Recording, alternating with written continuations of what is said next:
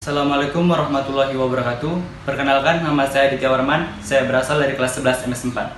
Baiklah, pada kali ini saya akan melakukan praktikum tentang mengamati perubahan pH dan warna pada larutan penyangga. Sebelum melakukan praktikum, mari simak animasi berikut. Hai, kembali lagi bersama saya Aditya Warman.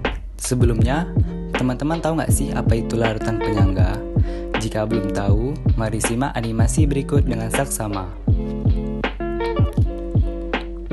Larutan penyangga adalah larutan yang memiliki pH relatif tetap pada penambahan sedikit asam dan atau sedikit basa serta pada pengenceran. Jenis-jenis larutan penyangga.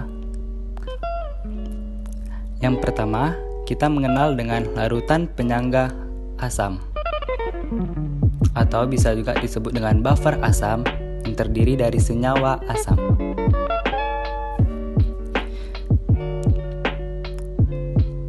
Selanjutnya ada larutan penyangga basah atau yang disebut dengan buffer basah yang terdiri dari senyawa basah tentunya.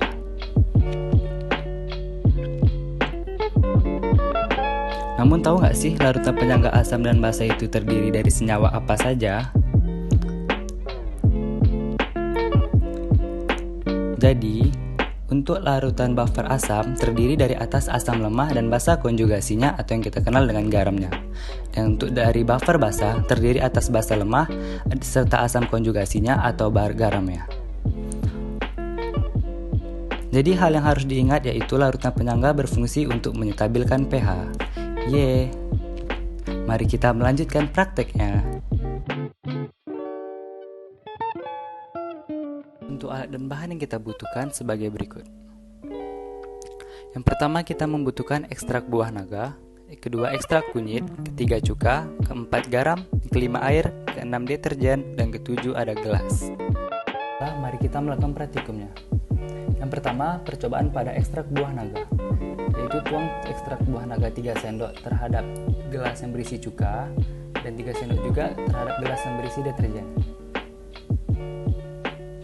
Amati perubahannya. Jelas bukan perubahan warna antara gelas yang berisi cuka dan deterjen. Selanjutnya percobaan kedua pada ekstrak kunyit. 3 sendok terhadap gelas yang ada cuka dan 3 sendok juga pada gelas yang berisi deterjen. Amati perubahannya yang terjadi. Selanjutnya pada percobaan ketiga yaitu terhadap garam. Berikan 3 sendok garam kepada gelas yang berisi cuka dan 3 sendok kepada gelas yang berisi deterjen. Lihat, amati perubahan yang terjadi.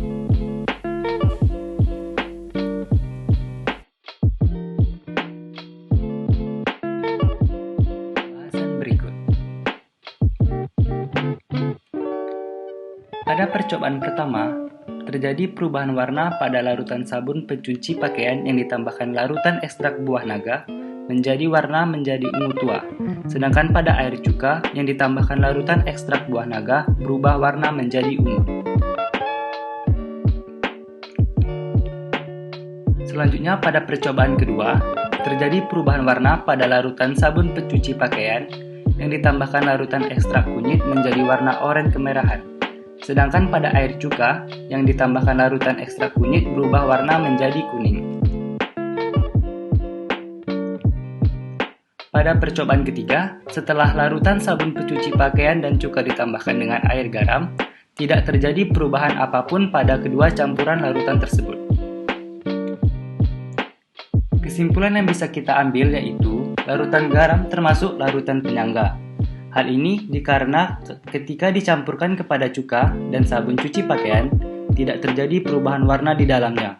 Dan juga, larutan garam dapat mempertahankan pH dari suatu larutan. Sedangkan, ekstrak kunyit dan buah naga tidak termasuk ke dalam larutan penyangga. Hal ini karena ketika dicampurkan pada sabun cuci pakaian dan cuka, terjadi perubahan warna dan mereka tidak dapat mempertahankan pH dari suatu larutan.